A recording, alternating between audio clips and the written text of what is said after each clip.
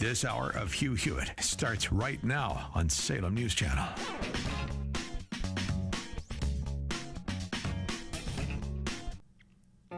Good morning. Duane Patterson in for Hugh Hewitt today. On the Hugh Hewitt Show, we are going to cover the president's arraignment in a D.C. courtroom. We're going to talk about the Devon Archer testimony that was released, plus movies with Sonny Bunch, poetry with Tarzana Joe, just another summer day in the nation's capital. All straight ahead on this edition of the Hugh Hewitt Show.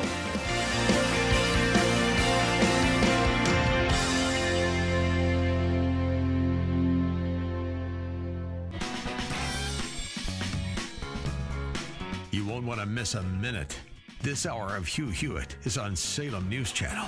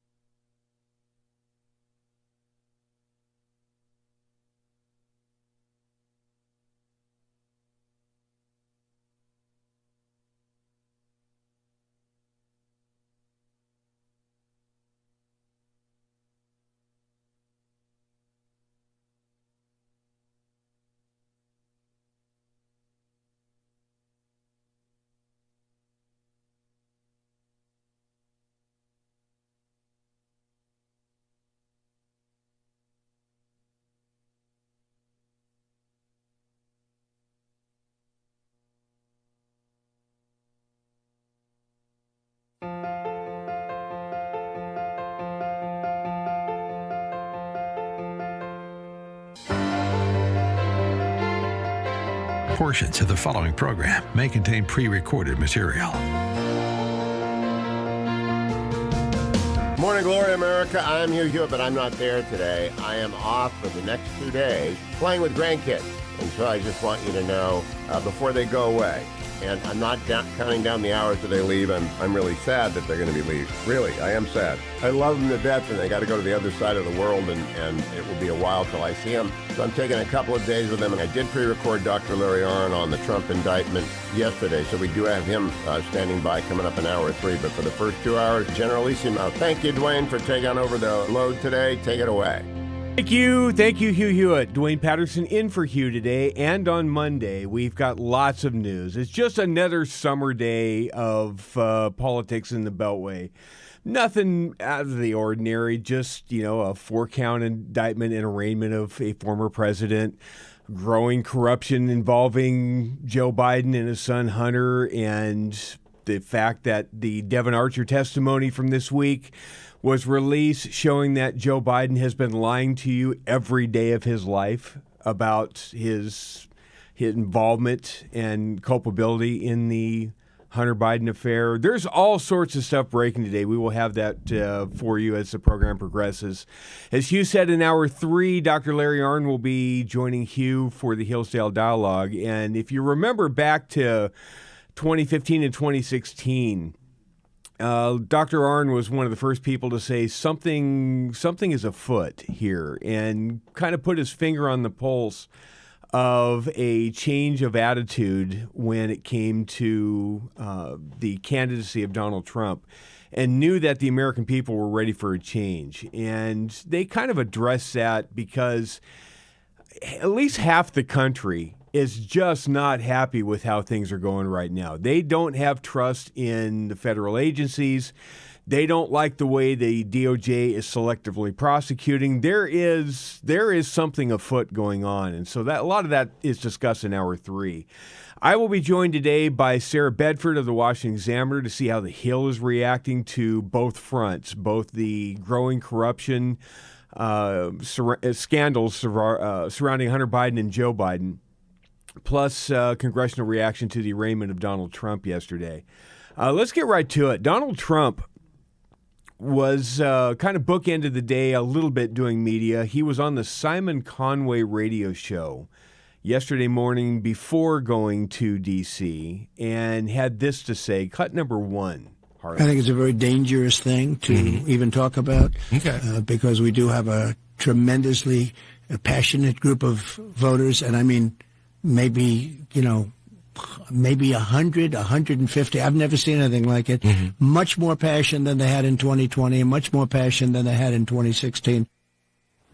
Now, this, of course, caused many in media to get the vapors. He's doing it again. The president, Donald Trump, is calling for, he's inciting violence. He's saying this is very dangerous if they were to jail me.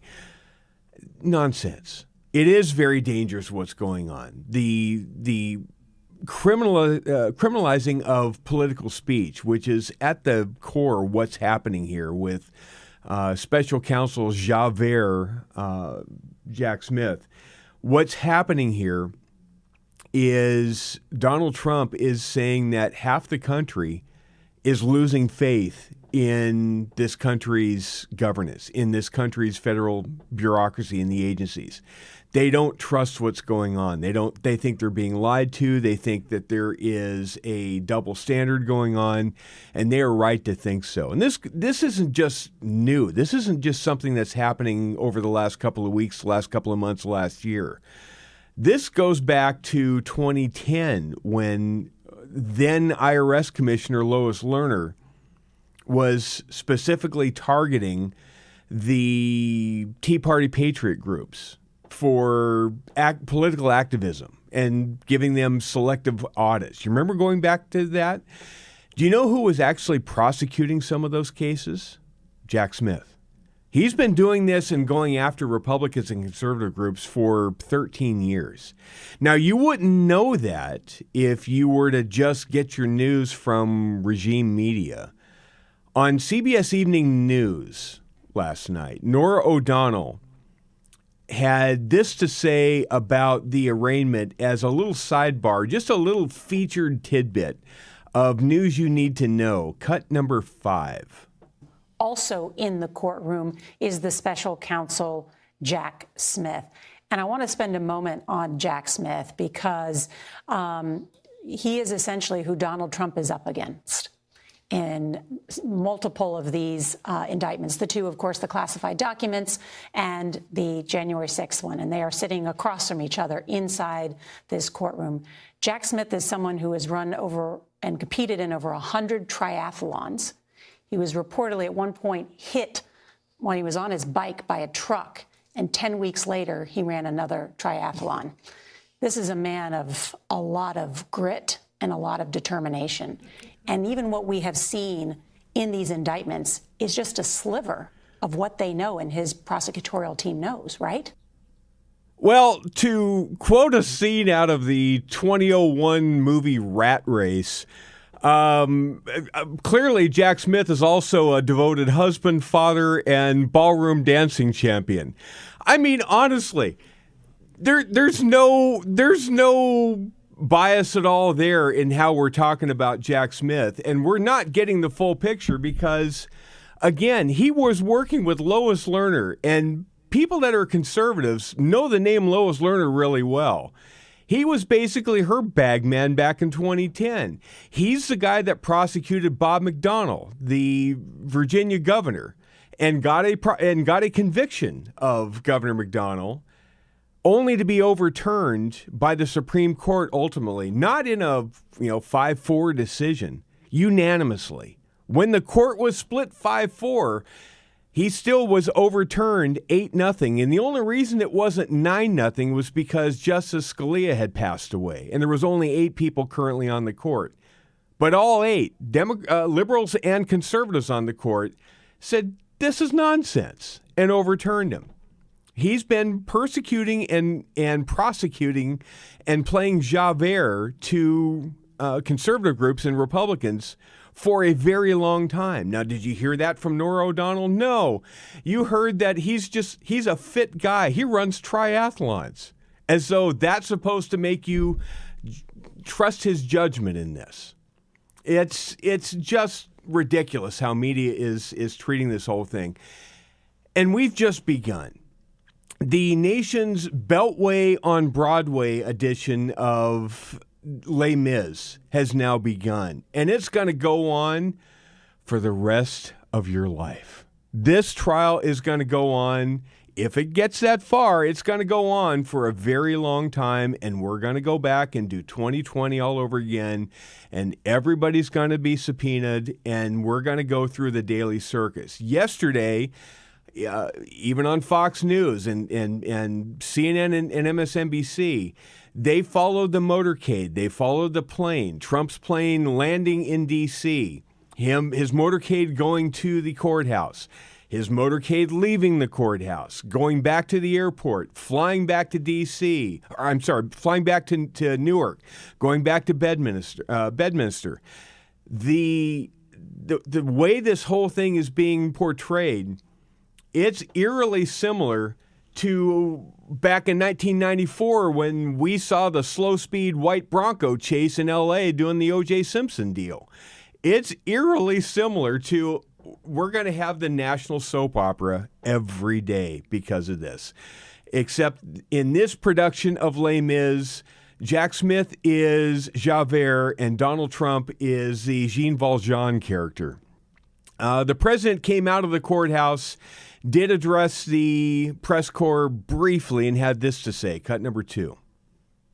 Well, thank you very much. This is a very sad day for America, and it was also very sad driving through Washington, D.C. and seeing the filth and the decay and all of the broken buildings and walls and the graffiti. This is not the place that I left. It's a very sad thing to see it. When you look at what's happening, this is a persecution of a political opponent. This was never supposed to happen in America. This is the persecution of the person that's leading by very, very substantial numbers in the Republican primary and leading Biden by a lot. So if you can't beat him, you persecute him or you prosecute him. We can't let this happen in America. Thank you very much. Do you want these trials to happen before the 2024 election? It's going to go on for a long time because, this has nothing to do anymore with the personality of Donald Trump. The Republican primary is its own entity, and I've got polling news on that we'll get to in due course as the show progresses. But this is criminalizing, this whole trial is criminalizing political speech. It's reckless and it's dangerous for the Republic. Duane Patterson in for Hugh Hewitt. More after the break. Stick around. We're just getting started.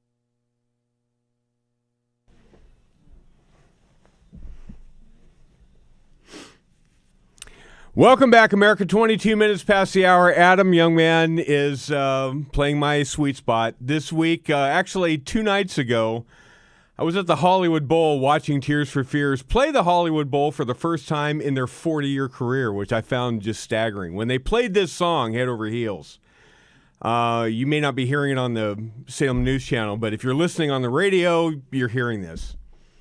When they played this song, there's 22,000 people in the venue, and about half of them got out their cameras, and all you saw was a sea of video screens recording this to go up on YouTube later. It was a great show, remarkable. Welcome back, America. Duane Patterson in for Hugh Hewitt today.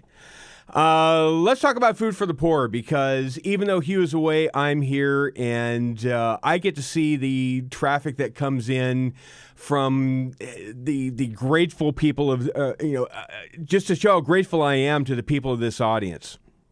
So far, just in 4 days, listeners like you have donated over $16,000. We're just shy of $20,000 in 4 days, which is just stunning to me and amazing to me. This audience is the best audience in America, and I've seen it for 23 years. If you haven't yet had a chance to do so, to help out people in our hemisphere, all you have to do is head over to HughHewitt.com and click on the Emergency Relief Supplies banner. You and I do have the power, even in Bidenomics, even with Bidenflation, you do have the ability to do something that other parts of the world just don't have the resources to do, and that's help people, help families in Honduras and elsewhere before the coming hurricane season hits them.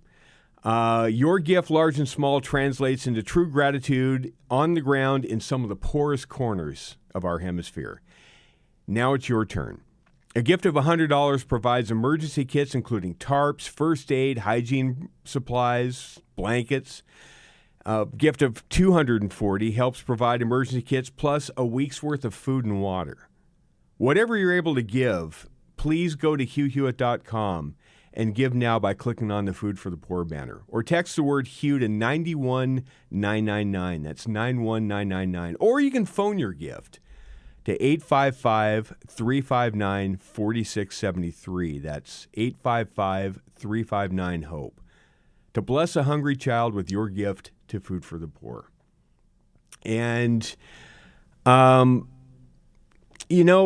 just getting back quickly to the analysis and the media reaction, I've got to play one quick clip before we lose a complete train of thought. Al Sharpton was on MSNBC and had this to say about our founding fathers compared to Donald Trump. Cut number 4. I thought about this as I was looking through the indictment last night, and I grew up and started my activism in a section of Brooklyn called Brownsville. And walking to the subway many mornings, some of the guys in the neighborhood would say, "Rev, I caught a case." I have never walked down that block and somebody said, "I caught 3 cases." I mean, this is just as low as it gets. I've never heard of 3 cases on one individual in 3 jurisdictions. So this is serious. But on the other side of it, one day our children's children will read American history. And can you imagine our reading that James Madison or Thomas Jefferson tried to overthrow the government so they could stay in power? That's what we're looking at. We're looking at American history, and how it will play out is going to be very important. James Madison and Thomas Jefferson, can you imagine them thinking about overturning the government?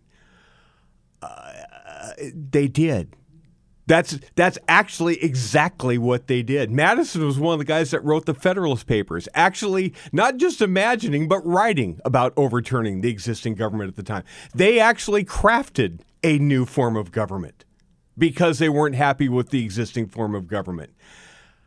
It almost makes you want to grab Relief Factor and hope it cures the headache from listening to analysis like that passes for punditry. But sadly, Relief Factor doesn't cure headaches. What it does cure is the daily aches and pains that you have from moving around and getting older and lifting things that you probably shouldn't lift anymore and walking too far or hoofing it through amusement parks too much. Icarian, resveratrol, omega, and curcumin are the 4 magic ingredients that, in the right combination, in the right dose, they help control the inflammation that causes much of the daily aches and pains. And you can get your $19.95 starter pack by going to relieffactor.com. Hugh swears by it. I'm telling you, I've been around the guy for, much of my adult life. He is able to do most of the things he does because he is on Relief Factor, and it does help him cope with keeping up with grandkids and flying and doing all the crazy stuff his schedule affords him to do. ReliefFactor.com is where you should go, ReliefFactor.com. I want to quickly play one cut of John Lauro, the former president's lawyer, who had this to say about what's coming. Actually, let's play cut 13 quickly. 100%. This is a fast-moving railroad without any concern for justice. Speedy trial rights are a defendant's speedy trial rights, a citizen's. Here's what he's talking about. He's talking about the government's attempt to railroad this through as quickly as possible. He's going to put the brakes on it. This is going to go on a long time. We're going to subpoena everybody, and we're going to do 2020 all over again.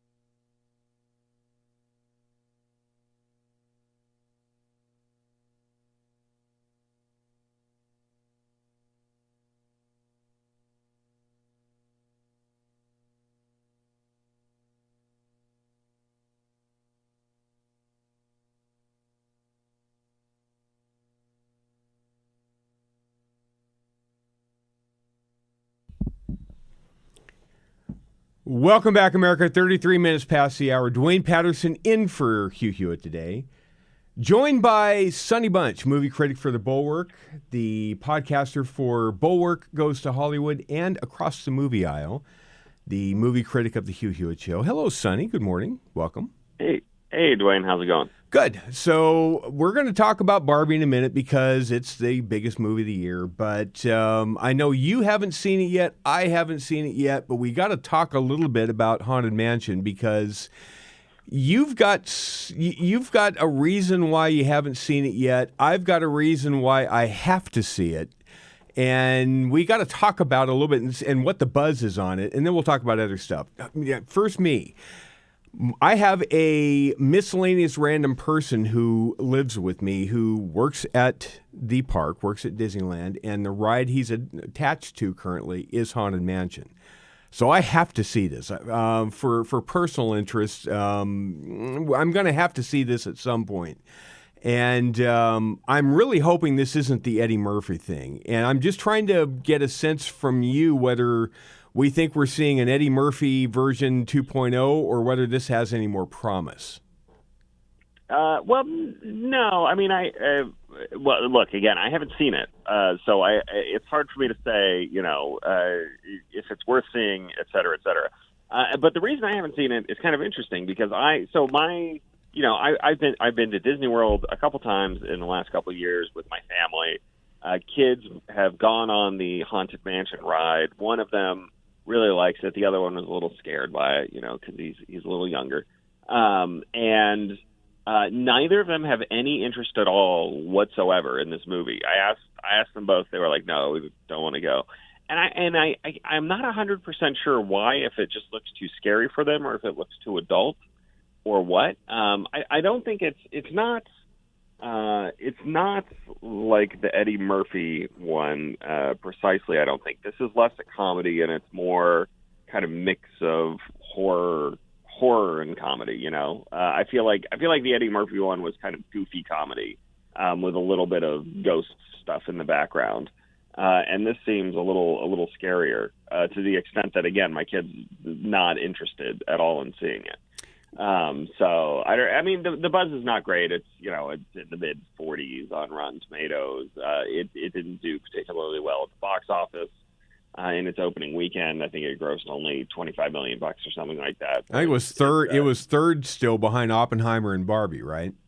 Yeah. Well, Oppenheimer and Barbie are going to be. Oppenheimer and Barbie are eating up a lot of the I don't know, oxygen. Breathing up a lot of the oxygen. There we go, and will be for a while. I think those are both going to have legs. I mean, Barbie is doing just crazy numbers. People were like, "What is the Top Gun Maverick of 2023 going to be in terms of just in terms of legs at the box office?" Right, something that sticks around for a long time and keeps making money. And it looks like it's going to be Barbie. Did you see that coming? With the no, I mean, I didn't either. No, I didn't at all, and I probably should have, frankly. I mean, this is so it is interestingly like Top Gun Maverick, kind of similar in the sense that it's a nostalgia play that aims squarely at an underexploited demographic at the movie theaters, which is basically women between the age of 20 and 60. Who grew up playing with Barbies, and specifically, I get the sense. Look, I wrote about this in my review. I didn't like the movie very much. It didn't work for me. It's just not funny, and I didn't find it entertaining. But I'm in the minority on this, so lots of folks really did like it. But the audience here, look, when I saw the movie, it didn't work for me. There were some little kids in the theater, and I don't think it really works for them either. It's not a movie for them. The movie that this is for, again, is for young adult to older adult women who Mattel, who is a co-producer on this. Who grew up with Barbies. Who grew up with Barbie and need to be reassured that it's okay to buy Barbies for their kids.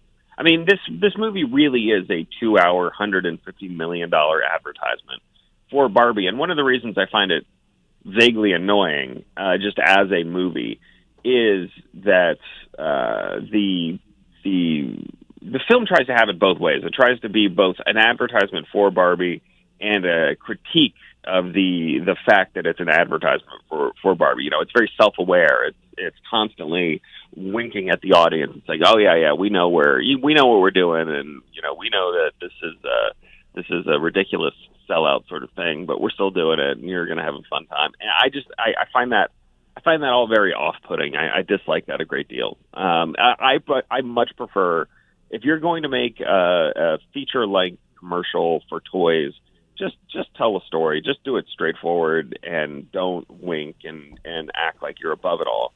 And that's one reason why, frankly, I prefer the new Teenage Mutant Ninja Turtles movie that's out right now, which is it's a reboot of the series. It is designed explicitly to sell toys. And again, experience here with my kids. I was walking through Target yesterday with my 4-year-old son, and who I took to the new Ninja Turtles movie. And as we were walking around the Target, he sees the toy aisle and he sees all the turtles and he goes, "Daddy, like the movie." And I'm like, "Yep, exactly like the movie.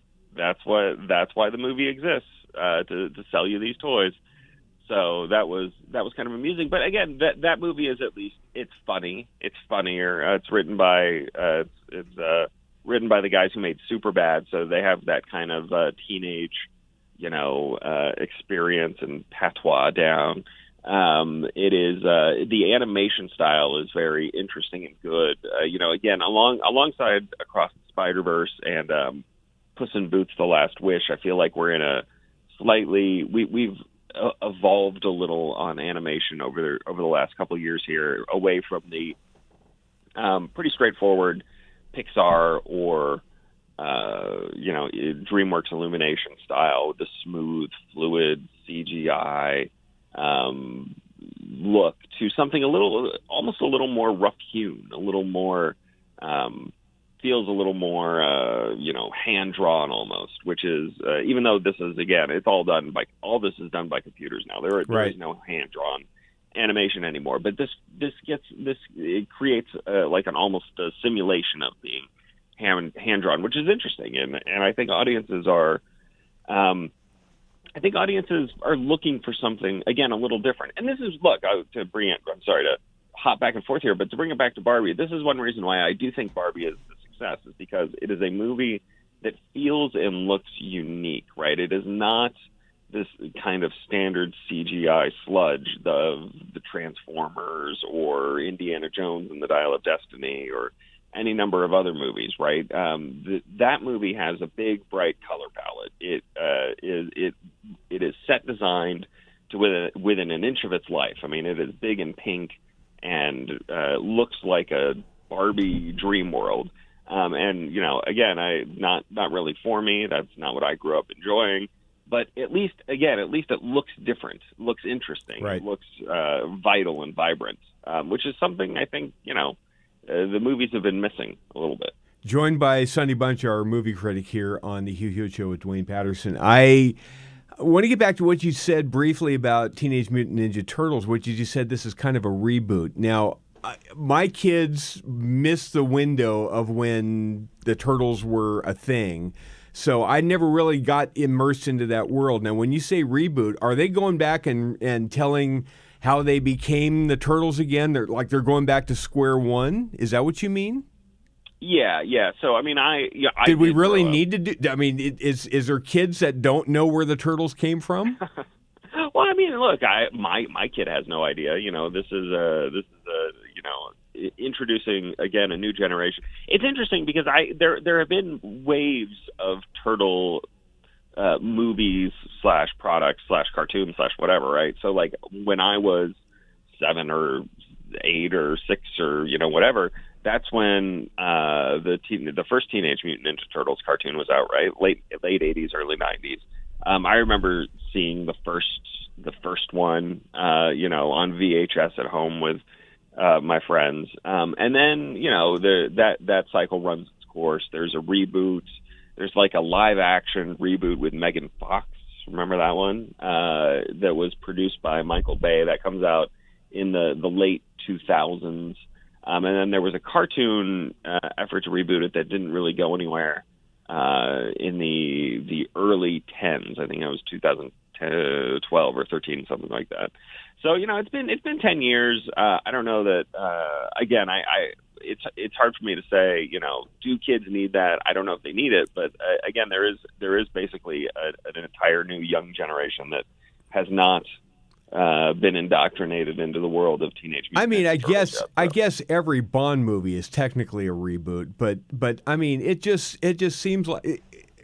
At least with Spider-Man, when they did, quote, the reboots, it's because they changed studios and was bringing it more into the Marvel universe, which is why they had to do the reboot. But it just seems like, can't we just take the Turtles and do the new CGI and actually just take them and go somewhere new with them instead of having to go back and tell the same story again?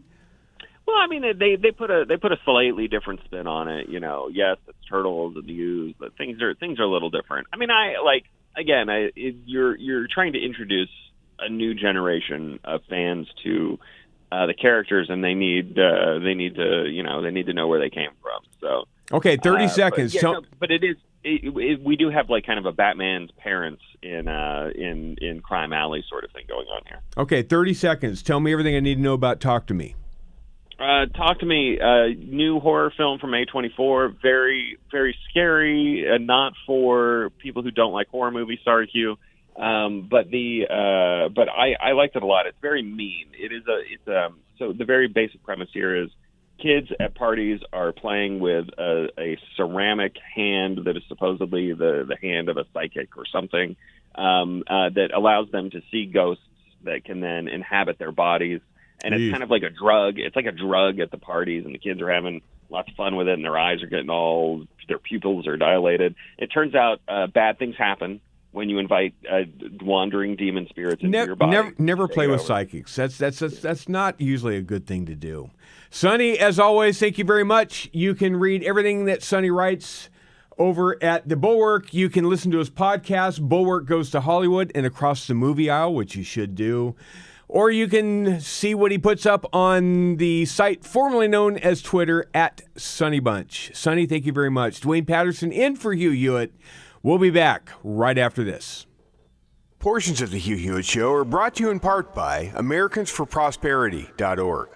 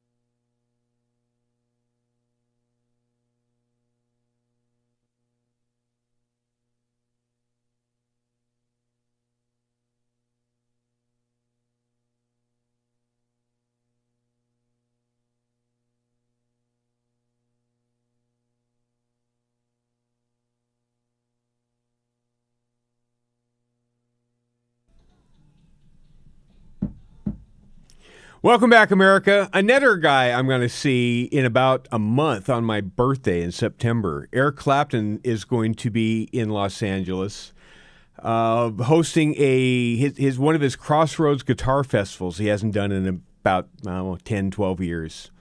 Super excited to go to that concert. Welcome back.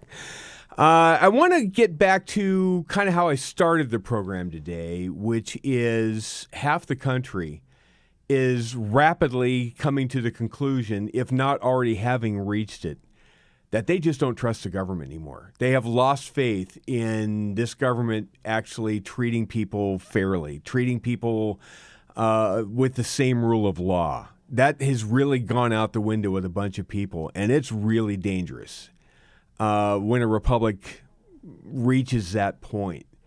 And then you have what Jack Smith has done, and it's just compounding the problem. Alina Habba is one of the attorneys for Donald Trump, and she was outside the courtroom in D.C. yesterday, and she had a timeline that she dropped on the reporters, which just kind of, when you listen to the timeline, makes you go, huh, that doesn't really sound too coincidental to me. Cut number 3. On March 17th, Hunter accidentally admits that it was his laptop from hell. The next day, DA Alvin Bragg indicts President Trump. June 8th, an FBI document is released showing that the Ukrainians paid the Biden crime family millions and millions of dollars. The next day, the Mar-a-Lago raid and the Mar-a-Lago indictment. Last week, Hunter Biden's sweetheart plea deal fell through when the judge realized it had blanket immunity. The following day, a superseding indictment against Donald Trump. July 31st, Devon Archer goes to testify in front of the House. That was only after they failed to put him in jail prior to the fact. What happens the next day? The January 6th indictment that we're here for today. This is not a coincidence. This is election interference at its finest against the leading candidate right now for president, for either party. Look, you can look at the time frame and say X event happened, and a day later Trump gets indicted, and say, okay, coincidence, maybe. A lot of people wouldn't even give that a pass. But then the second event happens, and a day later more charges are filed. And then a third event happens a few weeks or a month later, and it's negative news for the president. And then Donald Trump gets indicted on more counts a day later.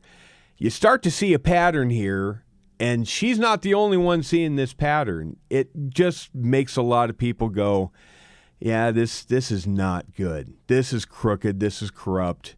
You can see it in a whole rash of polling that's out right now, among independents even. NPR Marist poll shows Joe Biden's job approval at 34.59, meaning he's upside down by 24 points. CNN's poll, Biden is at 36.64. He's upside down 28. YouGov Economist poll, 27.62. Gallup, 39.58. CBS News, 35.65. This is 5 different polls, all within about the range of an average of Joe Biden being upside down by 28 points. And that's just on how he's doing the job and how he's being perceived as being, above board, let alone the policy angle of it, which we know is broken. We know Bidenomics doesn't work, regardless of what Kamala Harris tries to tell you. Despite the gaslighting from the president, the vast majority of Americans don't believe the economy is headed in the right direction. That's where Americans for Prosperity comes in. Americans for Prosperity is the biggest, strongest, citizen-led grassroots organization fighting for freedom and opportunity for all. What separates AFP from other organizations is their focus on the grassroots, where the real power to change things comes from. They're mobilizing their grassroots army of freedom-loving, concerned citizens, just like you and me, all summer long. And how are they doing this? By holding events all over the country. And they're not just rallying folks against the Bidenomics that has made everything more expensive. they're actually offering real solutions like lowering inflation by reducing wasteful government spending, unleashing energy abundance, which we truly desperately need here in America, like empowering the American workforce by cutting the red tape.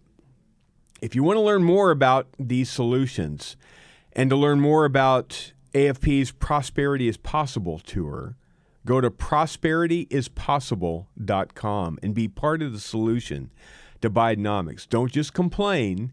Learn how to actually solve problems and have an impact and learn how to be an advocate. Go to prosperityispossible.com.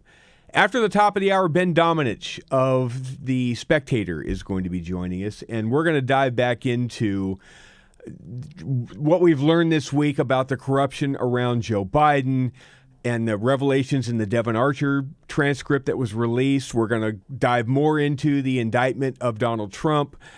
There's a story about Barack Obama that you're not going to believe, and a whole lot more. So stick around for hour 2 of the Hugh Hewitt Show. Duane Patterson in for Hugh. We'll be back with Ben Domenech right after the top of the hour. Come right back.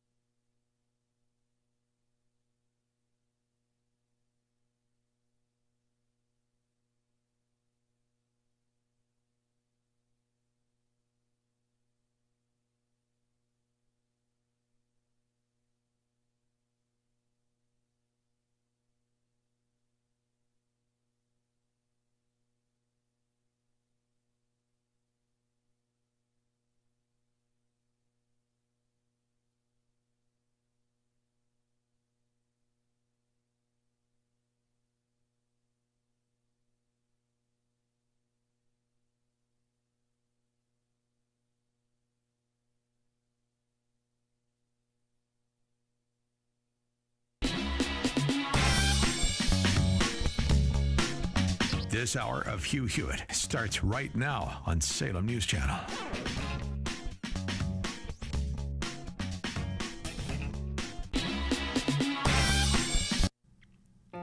Good morning. Duane Patterson in for Hugh Hewitt today. On the Hugh Hewitt Show, we are going to cover the president's arraignment in a D.C. courtroom. We're going to talk about the Devon Archer testimony that was released, plus movies with Sonny Bunch, poetry with Tarzana Joe, just another summer day in the nation's capital. All straight ahead on this edition of the Hugh Hewitt Show.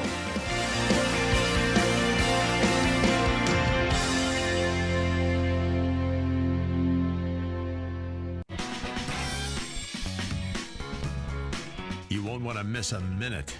This hour of Hugh Hewitt is on Salem News Channel.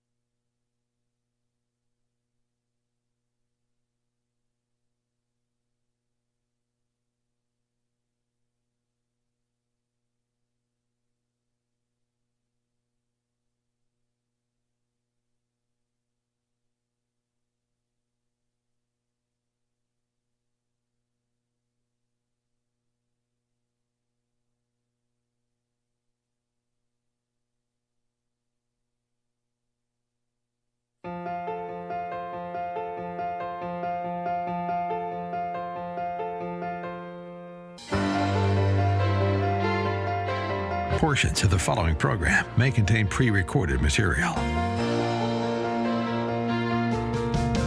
Morning glory, America. I'm Hugh Hewitt. I'm not there. The grandkids are packing up, and I'm going to miss them. Some of them are going half the continent away. New orders from the United States Navy, so they're gone, and I'm going to miss them, no matter how much they hurt my back right now. So I'm going to spend today and tomorrow on Monday with them. And in the breach comes the one and the only Generalissimo. Thank you, Duane, for taking over the load today. Take it away. Thank you, Hugh. Duane Patterson in for Hugh Hewitt today, and on Monday, actually. Joined right now by one of our favorite Friday regulars. That would be Ben Domenech, editor-at-large over at The Spectator.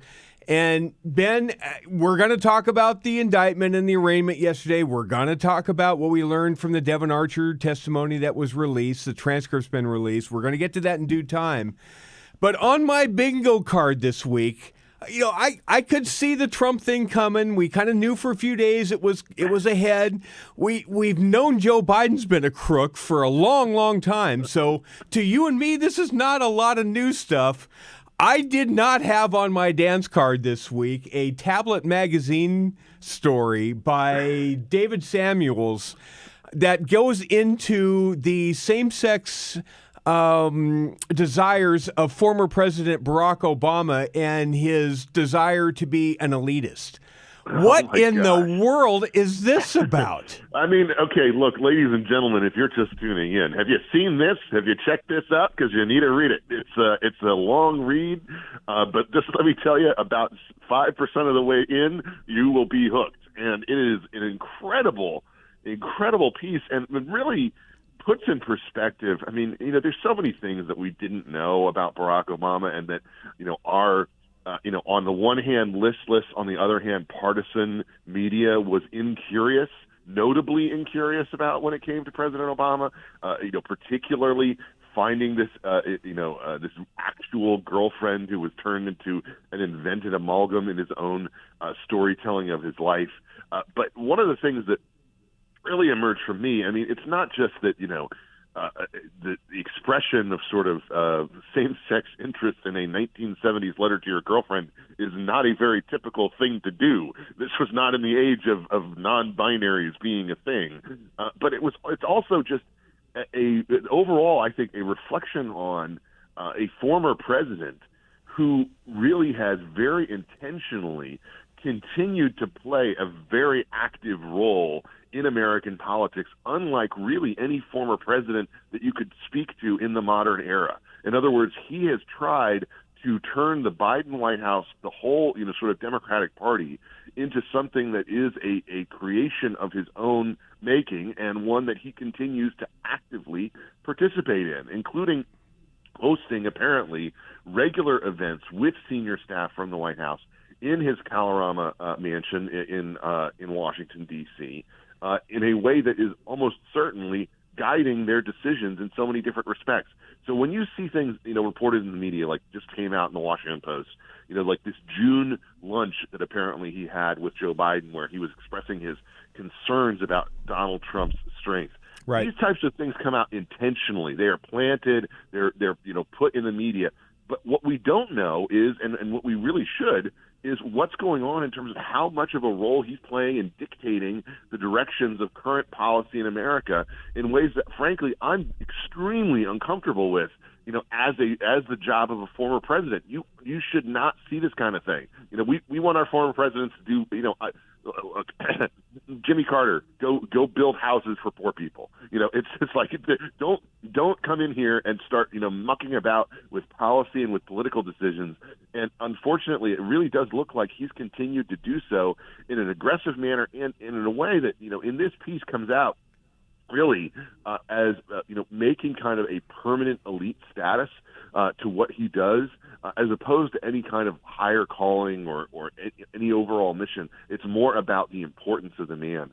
And I just was blown away by this. I like every 5 minutes as I was reading this piece, I was going, oh my gosh. And then I sent it to like 28 people. So it's definitely something that I think everybody should read. It's in tablet, and you can go there and find it. And I think it's one of those rare pieces where you actually say you cannot miss this. This is an important finding. It definitely leaves the impression. It definitely leaves the impression that this is actually Barack Obama's third term. That Joe Biden has kind of outsourced much of the 30,000-foot stuff and much of the day-to-day operations to the puppet strings of jerked around by Barack Obama, which frees up Joe Biden to basically cash in with Hunter and do the side deals to personally enrich himself. It had a quote that I had never read before, but I guess, Obama said this in an interview several years ago where he talked about the idea that, if I could just have someone to go out there and be president while I just stay on the treadmill and on the exercise bike and just sort of tell them what to do, I'd prefer to do that. And it's like that actually he made that a reality.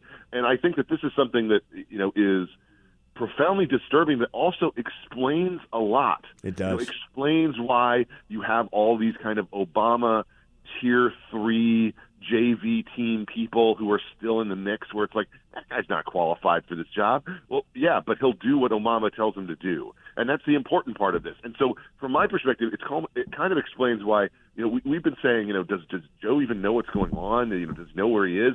And I think what this explains is, well, when Joe's not there, Obama's in charge. And when Joe is there, Obama's still in charge. And that's something that I think is disturbing on a very deep level because, Americans want to have presidents who, when they leave office, they leave office. They do not stick around mucking around in American policy, particularly American foreign policy, which was a big part of this piece as well. Right. Where I think you definitely see the Obama impact. Joined by Ben Domenech of The Spectator. And the other thing this tells me is the media spin and the White House line that Kamala Harris is an active participant is just nonsense. She has nothing to do with this administration from an actual governing standpoint. No, I completely agree. She might as well be Karine Jean-Pierre. Exactly. That's exactly. Out there and she's not even as good as Karine Jean-Pierre for sticking to the script. On the same day that he's touting Bidenomics, she's talking about how most people don't have access to like $400 to pay for things. It's like she can't even. You roll time and again. They roll Kamala out there to like do like an easy win. Okay, this is an easy win for you, and yet she just falls flat on her face because she's so bad at her job. Josh Hawley was on Laura Ingraham last night and basically said we have to get to an impeachment inquiry because the American people have to find out if Joe Biden's a crook. And all the increasing testimony that's been released and all the evidence is pointing to the fact that Joe Biden's a crook. Are we ever going to get to a place where one Democrat looks at Joe Biden and says, this is probably a bit too far for us? This is a big test, I think, for whether we are going to have a government that actually, responds to what is being put in front of us in plain sight. The idea that, okay, well, it's not just that you lied to us about never talking to your son about business. You were well aware of it. It's not just that you were never, quote unquote, in business with your son, which is the new line. But it's also that you were calling into meetings regularly. You were even meeting with people he wanted you to meet with in order to demonstrate his access to power. And look, they can say, till they're blue in the face that, oh, well, I saw the Congressman Goldman was out there the other day saying, well, it was just the illusion of power. He just wanted to, have the idea that he could access power. That was Dan Goldman's. That was Dan Goldman leading the witness. He never said that. Yes. And here's the thing. What I think is this is such a terrible fallback. Yeah. It's like, it's such a horrible fallback for them. They haven't thought this through. They think that like they can establish this as like, well, this was just like he's an addict. He's trying to make money, so we should have sympathy for him, and this is his dad having sympathy for him and talking to him on the phone, 20 plus times about the weather and fishing and the beach at Rehoboth and things like that. No one buys that, not for 1 second. Okay, this is this is not a situation where that spin is going to work out for them, and yet that shows how desperate they are to take this story out of the news. And look, I think the Biden administration has decided. The DOJ, Democrats in Congress, and the Biden White House and the Biden team, and frankly, the degree that Obama is running it, that too, that they want to take on Trump, that is their preferred candidate in 2024. It's why they're continuing this extremely ridiculous, escalating series of indictments. Yep. But I think that, and I write about that today at the Spectator, they are making him the leading candidate in the race. And what I think they're doing is playing an extremely dangerous game, because they are assuming that with tepid Bidenomics and with a lack of trust in this leadership class, yep, that they're going to be able to still beat him. I don't think they should be that confident. I don't think they should either. Read everything that Ben Domenech writes. Great segment today, by the way, Ben. Read everything he writes over at the Spectator. You should get a link to the tablet article that we discussed by going to X and go to @BDomenech, which is where you can find a link to it. Duane Patterson in for Hugh, back with Tarzana Joe right after the break.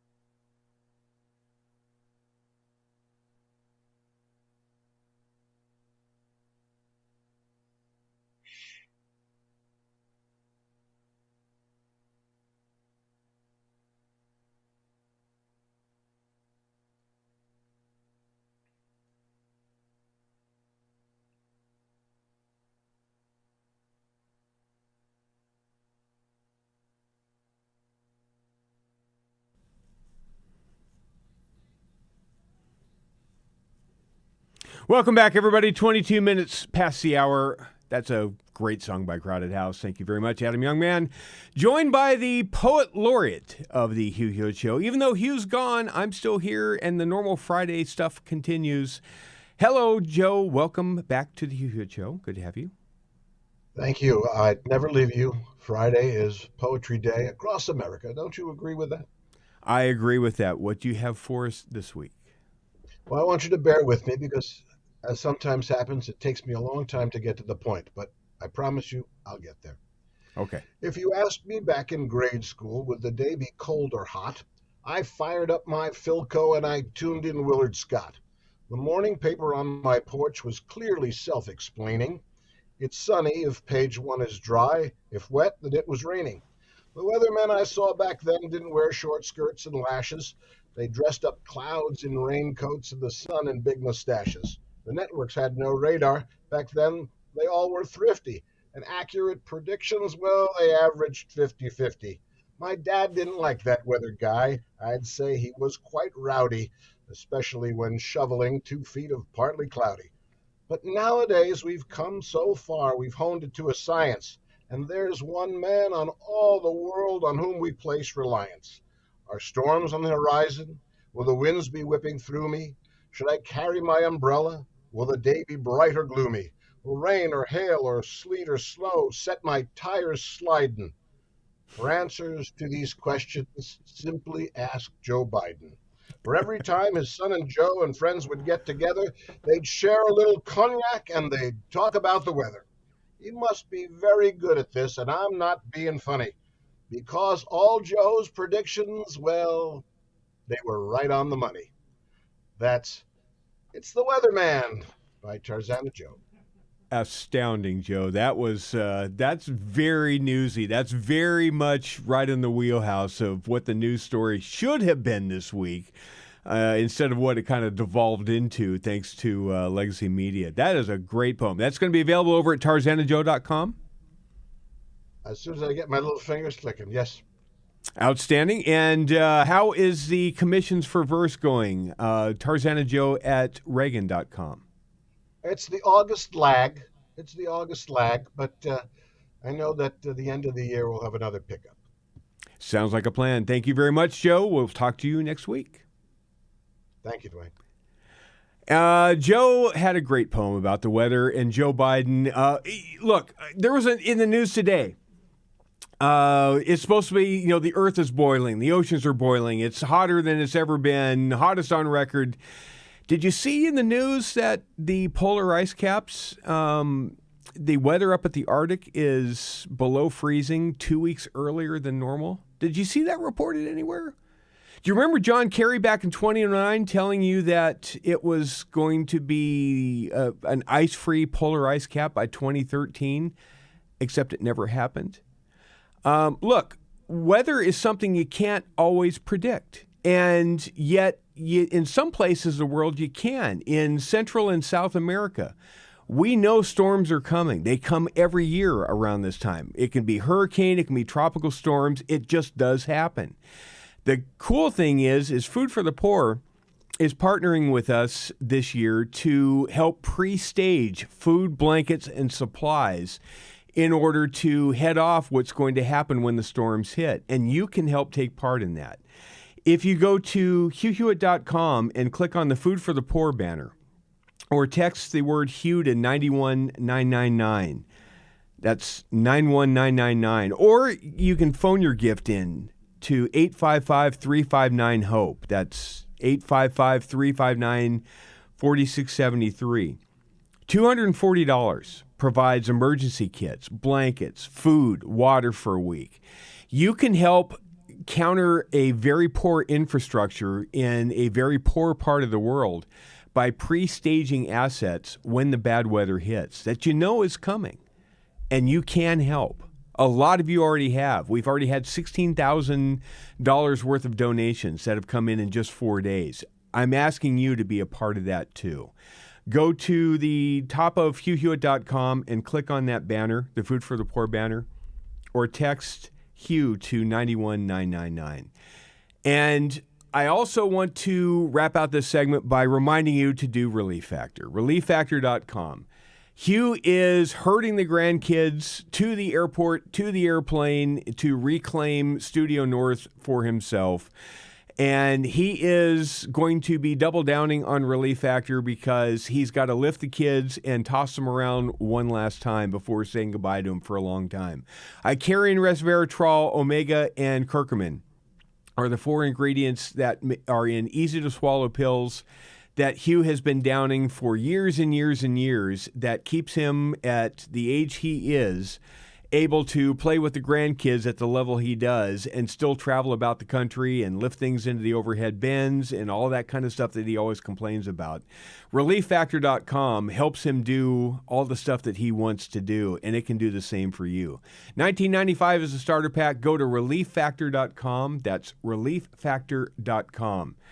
Coming up after the break, we are going to play just a little teaser segment for what's coming ahead on Monday. Hugh spent the last hour yesterday with Christopher Rufo on everything that broke with the education system and why it broke and what to do about it as part of America's Culture Revolution, his new book. We extended that interview for another hour, and we're going to start working our way through it. Coming up right after the break. You won't want to miss it. It's the most important issue of our time, education, and we'll talk about it next on The Hugh Hewitt Show.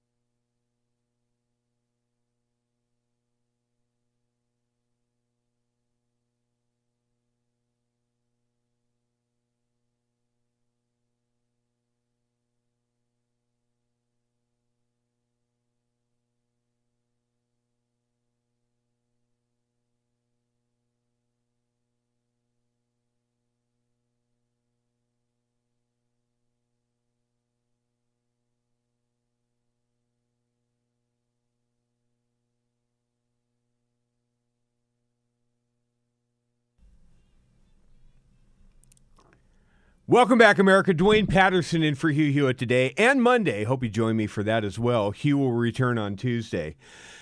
Yesterday, Hugh spent a considerable amount of time with Christopher Rufo, one of the nation's leading experts on education reform, who has written a masterpiece new book called America's Cultural Revolution. It gets to the bottom of how education completely unraveled over the last few decades, and then provides a roadmap of what kind of reforms are necessary to regain control of it and let parents have some say-so in their kids' education again. It was a fascinating conversation. We spent an hour on the air and then spent another hour after the show was over with that we're going to work our way through a little bit now as a teaser and then again on Monday. And if you don't think education is the most important issue coming up in the 24 election, it is. We know that the dynamics around the Trump indictment and all of the debris going on in D.C. is going to be focused on a lot over the next weeks and few months. But when it comes time to voting, the economic issues are going to be important, but right up there is going to be the education issue. And so this is a very important segment.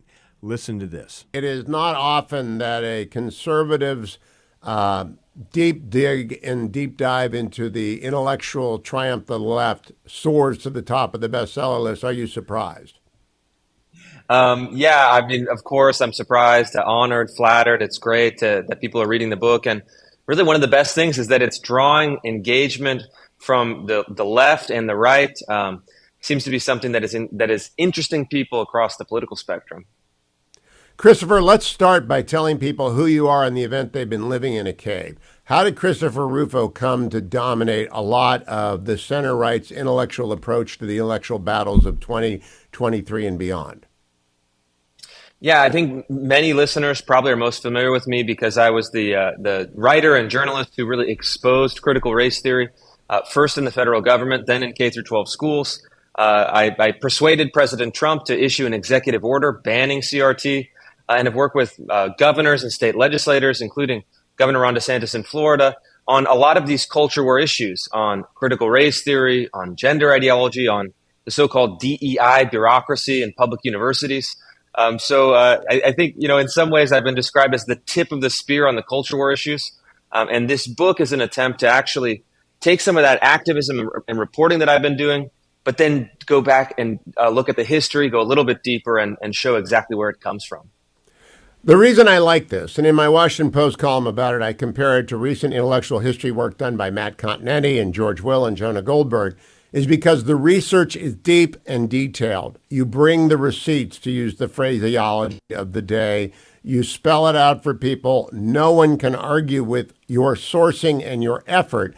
And the big names are, in order, Herbert Marcuse, Angela Davis, Paulo Freire, I hope I'm pronouncing that correctly, Derek Bell, maybe Kimberly Crenshaw, certainly BLM's Patrice Cullors and Alicia Garza Opal Tometi. Have I missed any of the big names that you cover in this, Christopher Rufo? The only other character that really stands out to me is Eldridge Cleaver, who is kind of the intellectual brother of Angela Davis, leading the Black Panther Party, their propaganda efforts. Well, let's start then with Herbert Marcuse. I say in my post column about your book, you don't spend a lot of time on Marx and Lenin and Stalin and Mao. You just assume that people have some idea of what they did and how awful they were. But Herbert Marcuse, whom I was obliged to read as an undergraduate 45 years ago, is the guy. He's like the godfather, the Corleone one. Who is Herbert Marcuse and why does he matter so much? Yeah, Herbert Marcuse was a German immigrant to the United States, and he was really the godfather of the so-called New Left. So this was the student activists in the 1960s, the Black Panther Party activists, and then some of those inner city rioters and demonstrators. And what Marcuse did that was so sophisticated is he was a professor of philosophy with the deep pedigree in Marx, Hegel, Kant, all of the great European theorists. By all accounts, and really you can read him, he's a brilliant man. But what he did was legitimize and rationalize some of the radical politics and even the violent left-wing radicalism of the 1960s and early 70s. and he gave it a veneer of intellectualism, and he really became the father figure of this movement. And this included some of the unsavory characters of the period, the Black Panther Party, the Black Liberation Army, the Weather Underground. So he took these ideas, these really deep Marxist ideas, out of the academy into the streets and served as a mentor or father figure for so many of the people that sought to tear down American society. He gave them the intellectual firepower they thought they needed at the time in order to do so. As I read through America's Cultural Revolution, I heard an echo. And I don't know that you've read Paul Johnson's book, Intellectuals.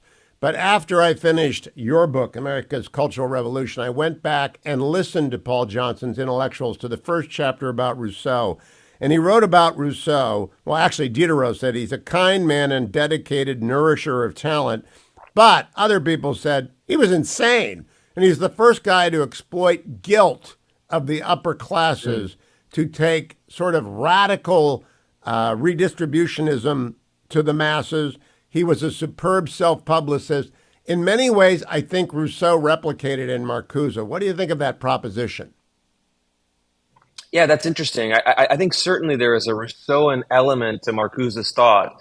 He, I think, like Rousseau, believed that man was by nature good, that man had been corrupted by society, and more specifically by capitalist enterprise and Western thinking, and that he sought to liberate man from all of the shackles of convention, of law, of what they viewed as a restrictive view of human nature. And so Marcuse was very interesting because his sexual theory was that we should all be liberated from our inhibitions. We should have the free play of our sexual drives. We should not be so uptight, as they might have said at that time. But then his political theory was one that was actually very strict. He talked about that he would prefer a dictatorship of the intellectuals to what he viewed in the United States as a dictatorship of big business. And so he's a complex figure, but I think that like the hippie counterculture in the 1960s, certainly elements of Rousseau are present. Christopher Rufo, when I read this, you're so generous in your biographical detail. I never knew much about Angela Davis. I certainly didn't know she grew up in Bombingham, as Birmingham used to be called, on Dynamite Hill. There is an element of wounding and trauma in each of these people. And I'm not a psychologist, and I didn't stay at a Holiday Inn, and I'm certainly not a psychiatrist. But when I look at all these people, but especially Angela Davis, who has to leave her family, goes up to New York, as you'll recount, ends up in a whack job school in New York City. They all have this amazing childhood trauma. Do you attribute something to that? I know you're not a psychiatrist or psychologist either, but can you escape noticing how troubled all these people are? Yeah, I'm not a psychologist, but I'm a writer. And I think one of the duties that we have when we're writing about people, even kind of more narrative nonfiction, is to try to understand their motivations. And, there are certain conservative books that just cast a bad light on all of their subjects on the left. But I wanted to do something a little bit different. I wanted to actually first understand what drives these. America's Cultural Revolution is one of those books you need to grab and work your way through. It's not a summer beach read, but it is one that is very, very important to understand what's happened and why we're in the place we're at and what to do about it down the road. And we will get back to on Monday. We'll spend a lot of time on Monday when I fill in for Hugh, concluding that interview, where we don't just complain about what's happened, but we actually look at what kind of reforms can be done at the federal level, at the state level, at the local level. You'll not want to miss that. Christopher Rufo with you on Monday. Look, I want to get to the pre-market report because the early indications in the pre-market report is brought to you by our friends at Birch Gold. You can get a free info kit on gold IRAs and decide for yourself whether you should put it in a tax-sheltered retirement account backed by physical precious metals like gold, and if that's right for you. Text the word Hugh to 989898 or go to hughgold.com. That's hughgold.com, or text Hugh to 989898. There is a lot of angst over the markets. The pre-market right now, the Dow is off a little bit. NASDAQ, everything's kind of in the red a little bit. There's a little kind of hesitancy about where the market's going to go today. Oil is up on news that supplies of oil, production of oil is down a little bit right now, so it's squeezing supplies. The price of oil is back up over $81 a barrel, almost $82 a barrel. And you couple that with the fact that the Strategic Petroleum Reserve still hasn't been replenished yet after Joe Biden has essentially drained it. There's a lot of angst out there. Gold right now is kind of holding its own, 1967. It's down about $1 from yesterday, maybe a good buy point for you. Learn more by going to hughgold.com or text Hugh to 989898. Last thing is, at least this segment, I want to talk about Unfettered, my experience with myphdweightloss.com. Hugh likes to torment me about this every day, and we had fun about it yesterday, but the program really does work. I lost 50 pounds a year ago, and over the last few weeks, I have visited a lot of theme parks and kind of slipped a little bit on the maintenance end of it. But the cool thing about the program is they teach you how to rein it back in, which I am currently doing right now. I'm methodically moving back down the scale again, getting back to my target weight of between 190 and 195. I'm just a couple of pounds off of that, but I'll get there because I know how to do it. The nutritionists, the people that work with you at myphdweightloss.com, teach you how food works on you and what to do once you are able to lose the weight. 864-644-1900 is where you go to get started. 864-644-1900. Learn more about what my PhD weight. You don't have to do the shots. You don't have to do all the fancy drugs.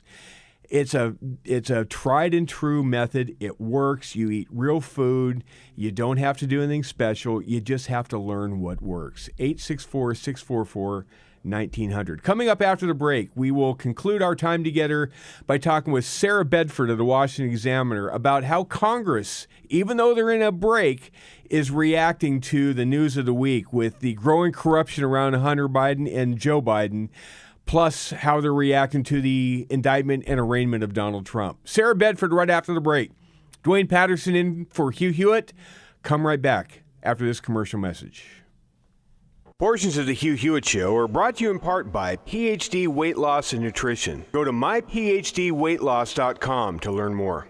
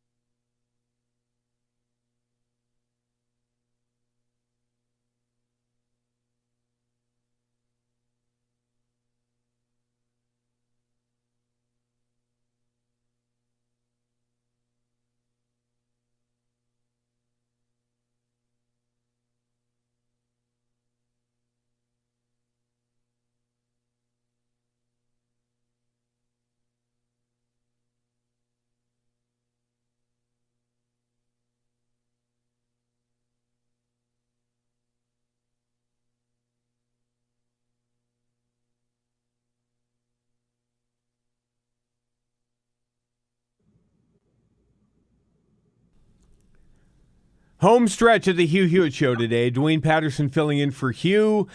Coming up after the break, Dr. Larry Arnn will be joining Hugh for this week's edition of the Hillsdale Dialogue, diving into where the Republic finds itself with all of the indictments and arraignments and corruption going on with Joe Biden. All that sticking around. Stick around for that after the break. I'm joined by Sarah Bedford, investigative and political reporter extraordinaire for the Washington Examiner, who has a great new piece on a bunch of takeaways that she has from the Devon Archer testimony that has now been released. A transcript has been released. Welcome, Sarah Bedford. Good to have you on. Thanks for having me. I want to get into it by playing just one bit of Catherine Herridge over on CBS News, who got this little nugget in about Congressman Dan Goldman's assessment of the Devon Archer testimony. Let's play cut 9. Well, earlier this week, we just had to rely on the characterization from Republicans and Democrats about Devon Archer's testimony, but now we can see the full transcript. You'll recall that Democrat Congressman Dan Goldman said that Archer testified that it was the illusion of access to Joe Biden that Hunter Biden was offering to these clients. But in fact, when you look at the transcript, what you see is that that phrase, illusion of access, is in Dan Goldman's question. It's actually not what Devon Archer testified to. He says, yes, but that's not quite fair. This was about showing that there was the signal that there's influence and access here. Sarah Bedford, the gaslighting by a congressman who was leading the witness and media responding, picking up on that as though that's what Devon Archer testified to when he basically said the opposite. The gaslighting is like flamethrower-esque. It's just incredible what's going on. That's right. I mean, Devon Archer specifically laid out over several hours how it was more than just an illusion they were selling. I mean, nearly 24 phone calls, meetings, dinners, things. Dinners, yes. Right, stopped by knowing that he was going to be spending time with Hunter Biden's business associates. That's a lot more than an illusion. And I mean, I think Archer sort of pierced the narrative that Democrats have been pushing for years now, which is that Hunter Biden, as a private citizen, landed all of these contracts on his own, and it had very little to do with his father. It was really just a coincidence that they happened to overlap with his father's foreign policy portfolio. But here you have Archer, his main business partner, sort of testifying that actually really the only thing that Hunter Biden was selling was his ability to get the vice president on the phone anytime he wanted, or to get the vice president to stop by your dinner at the Four Seasons or Cafe Milano. So I think that this puts the White House in a really difficult position. They've been moving the goalposts little by little for months now, from I never discussed business dealings to I wasn't in business with my son, which is a really, really different thing. And even that statement is, a little bit It's not true. It's not true. Sarah Bedford, you've got a piece up right now in the Examiner that is 9 takeaways that you have just from going through the transcript that was released. What are some of the other things that you learned researching this? Well, I think some that haven't gotten a lot of attention. One is that Archer's attorney said that Archer was given immunity by the grand jury in Delaware, which I think is really interesting. It's something we didn't know before, and it explains a little bit about why now. Why is this business partner coming out now, years after the fact, and talking about this stuff? It's potentially because he knows he's not going to be prosecuted anymore for the things that he and Hunter Biden did, and maybe that was a fear of his before. We also learned that over the weekend, remember this interview took place on Monday, so over the weekend, one of the Biden's attorneys reached out to Devon Archer's lawyer and warned them about the questions that he was going to be asked and what he needed to stay away from. So this interview was conducted under a very narrow scope of topics. And it was interesting that there were a couple of times when a couple of names came up in that interview. Mr. Archer was instructed by his lawyer, don't answer that question. One of them was about a Romanian businessman whose name I'm probably going to butcher, Gabriel Popoviciu, who Hunter Biden and Devon Archer were lobbying for essentially as unregistered agents, and who they made a lot of money off of. He was not allowed to answer any questions about that businessman. And then Elena Baturina, who is this Russian oligarch who paid Hunter Biden's firm $3.5 million in 2014, and who Joe Biden, as vice president, met privately at a restaurant at a dinner. And she notably is not on the list of sanctioned Russian oligarchs, even though she's a very well-connected, wealthy oligarchs. And again, that was Archer's lawyer objected outside the scope. We're not going to talk about those two things. So I think there's still a lot to be learned, even though Archer did, provide a lot of insight. Sarah, we only have about 30 seconds left. I know you're as plugged in as anybody is on the Hill, and I know Congress is on break for their summer break. But after the after the Devon Archer testimony, are we moving closer to an impeachment inquiry? Is it getting kind of critical mass amongst the House Republican caucus quickly? Yes, I do think that is happening. And, the more that the Justice Department stonewalls Republicans, the more they're going to need to rely on the tools provided by something like impeachment inquiry to get this done. Read everything Sarah Bedford writes over the Washington Examiner, or catch her on X at Sarah C. Bedford. Thank you very much, Sarah. That's it for me, Duane Patterson in for Hugh Hewitt. Hugh will be back for Hour 3 with the Hillsdale Dialogue and Dr. Larry Arnn. Something indeed is afoot, and you won't want to miss that. I'll be back with you on Monday. Have a great weekend. This is Duane Patterson in for Hugh. Stick around.